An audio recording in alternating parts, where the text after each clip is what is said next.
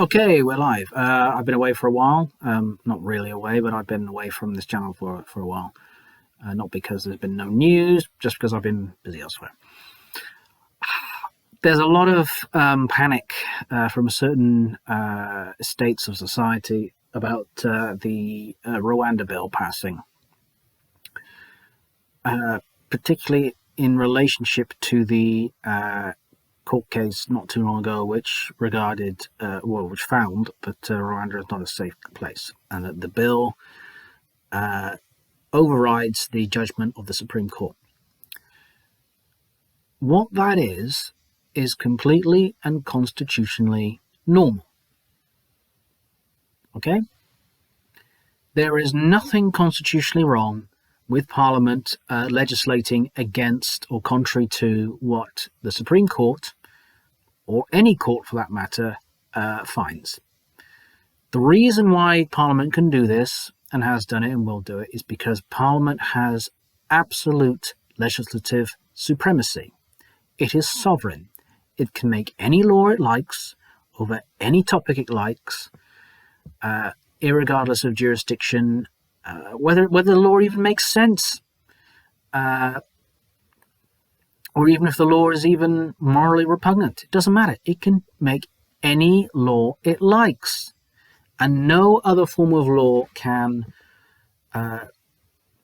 intercede or interfere or limit the creation of new law. So if Parliament passed a law that said Parliament can no longer make any law regarding, I don't know, the sale of apples, okay? And it's written into law. And if the very next day Parliament passes another law that says we are now legislating on apple, or the price of apples is now cut in half, or whatever, that's legally, the second act is legally valid, okay? Even though the first act banned the creation of subsequent acts pertaining to apples, it has no power to stop Parliament. People have been trying to bind Parliament for hundreds of years, and it has all failed. Every single attempt to create entrenched legislation has failed. I mean, for example, how far do you want to go back? I mean, the creation of the Church of England, which is basically where Henry VIII nationalised the Catholic Church in England. That was argued by certain people that statute was void, that Parliament had no jurisdiction to interfere with canon law and the operation of the Church. That Parliament was restricted by other norms and rules and such. Nope. I forget the name of the bill, but the act rather, but legally valid. Sorry, Thomas More, you were wrong. There's other ones as well. I mean, the one I remember is the Act of Union, I think 1801, might be 1800. This is the Act of Union between Britain and Ireland that turned Britain and Ireland into one country with one parliament. That said that this union shall last forever. Really? It lasted about 146, 47 years. I think Ireland was conferred total, the Irish Republic was given total legislative independence, I think in 1947, although I think it had been granted Dominion status, I think in 1932, under the Statute of Westminster. So anyway, the point is that forever wasn't forever. So there. So Parliament can make any law it likes, and it doesn't have to worry about the opinions of unelected judges. It really doesn't. And Parliament can make its own facts, and has made its own facts about numerous topics. The notion of the moving of the presumption of innocence in certain legislation is creating facts, because now it says now you have to prove something rather than the other person. I forget which piece of legislation it is, but it says that it is a non-refutable fact that a person's blood alcohol content cannot increase between the time a person is arrested for alleged drink driving to when they're tested in the station. So if you're tested in the station and your blood alcohol level is over the legal limit, the law says you was drunk as hell when you were driving. Now, there are medical and scientific arguments against, in some rare circumstances, against that, but Parliament says that argument doesn't exist. So that's another instance of Parliament creating its own facts. And then we have the famous Bills of Attainder. They're pretty rare these days, but I think the last one was World War II, where Parliament decrees certain people guilty of various crimes. Now, were they given a fair hearing other than debates in the Commons? No. Could they defend themselves? No. I mean, I think it was... when was it talked about?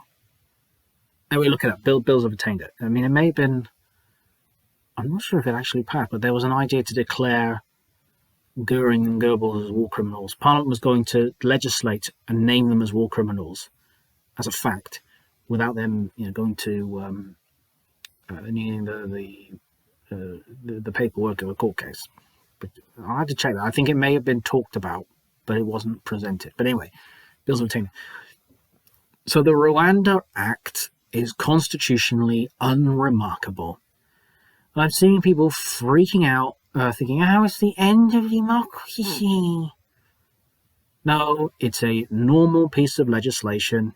It doesn't make any significant changes to the Constitution. And who cares? Parliament doesn't care about the opinions of judges. The judiciary is very limited. All the judiciary does is apply the law as it finds it, and by applying the law after a period of interpreting the law. That's it. They are not a party within the stages of the legislative process. They do not act as an appeal court for legislation. They cannot quash legislation. They cannot disapply legislation.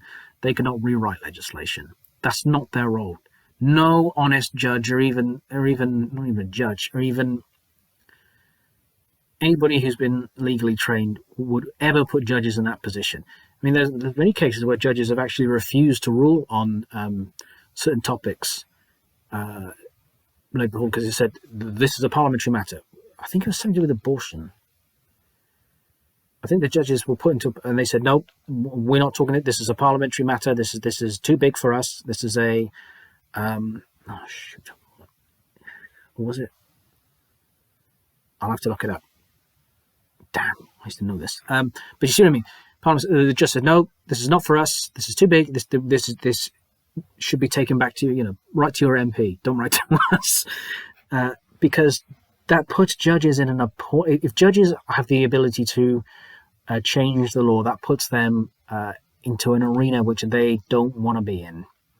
Okay.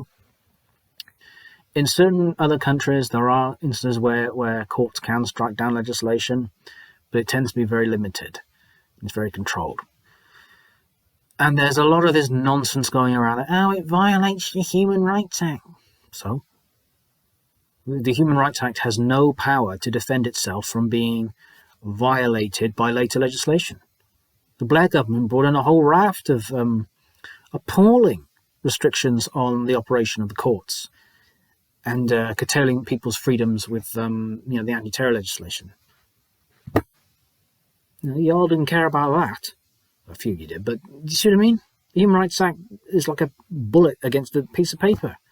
Go read the damn thing. It doesn't. In the statute does not confer courts the power to set aside legislation if it conflicts with the convention.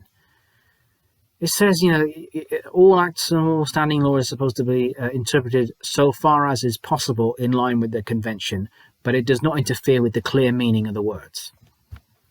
So, for example, if an act of parliament came along that authorised the death penalty, and the death penalty is, I think, extrajudicial killing, is generally not promoted in the Human Rights Convention, well, tough.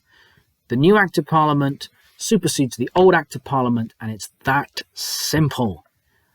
It really, really is difficult for people to understand that parliament is an unlimited legislature. It can do what it likes.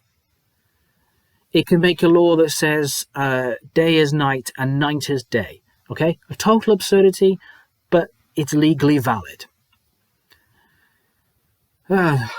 So, if people are telling you that this is an affront to democracy, or this is unconstitutional, or that the Rwanda Bill, if it ever gets through the Lords, of course, or survives its creation, is illegal, it's total. That's a red flag. You have no idea what they're talking about. There are no illegal acts of parliament. An act of parliament, by its very definition, is legal. But I mean, there is some muttering, some judges being rather stupid and saying, "Well, yeah, we could not apply this law or have it struck down as thrown out." Well, firstly, the only time that's ever happened was in the famous factor team cases where the indigenous legislation was found to be incompatible with that of the EU law, and the courts ruled that Parliament had decided that EU law was superior to domestic law. Therefore, our view is that the domestic law did not repeal the EU law. Therefore, EU law is superior, and the new domestic law isn't void, it isn't set aside. It just has no power next to its bigger brothers. Really dodgy. There's all sorts of problems with that. But if the judges did that, they're opening up the gates of hell onto themselves, because they are basically destroying the supremacy of Parliament and installing themselves as the most powerful entity in the country legally. Because now, if Parliament can create a law, but if the Supreme Court doesn't like it, they're now the de facto loci of power in the UK Constitution. And they don't want to be there. They really don't. They wouldn't just be usurping the authority of Parliament, they'd be usurping the authority of the Crown as well. Because a bill only becomes an act of Parliament or statute when the King gives it royal assent. So they're also declaring themselves superior than the King. Profound treason.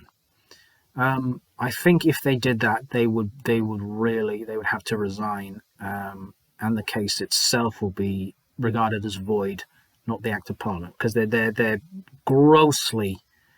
There's no precedence that they're acting on.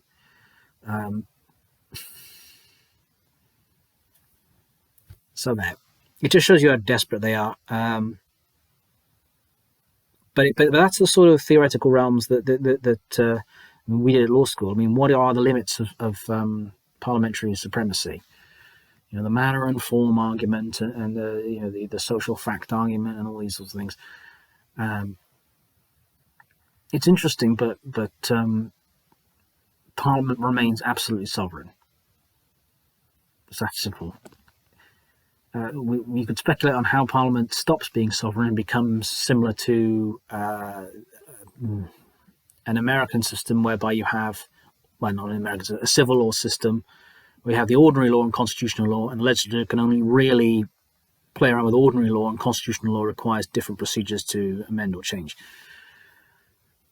Yeah, difficult, because many people have tried. This is one of the big problems about a written constitution, is that a written constitution constitutionally would be no more powerful than any other act of Parliament. And any later act of Parliament that clearly conflicts with anything found in this written constitution would amend or abolish anything in the Constitution. So I mean, we talked about this at law school. My solution was basically abolish Parliament and build a completely new legislature with its new rules. Like the way Holyrood is a completely new Parliament for Scotland. It's not a revision of the old Scottish Parliament from 1700 or whatever the hell it was. It's a new institution. That will be my way of doing it, because that way you can throw out all the old law, all the old precedents with it, and say, no, this isn't Parliament. This is Parliament 2. You're on about Parliament 1. Parliament 1 believes itself absolutely supreme, but it's gone. Parliament 2 is under constitutional law. That's how I would do it. But, take a revolution of some kind. So there, the Rwanda Bill, stop panicking. You may like it, you may not like it. It may work, it probably won't work. But it's constitutionally completely normal. Parliament is under no obligation to make law in keeping with court judgments. And it's under no obligation to what's the word? Keep in mind international law. Not that international law exists in the UK. There's only UK law. So there, the end. How do I turn this?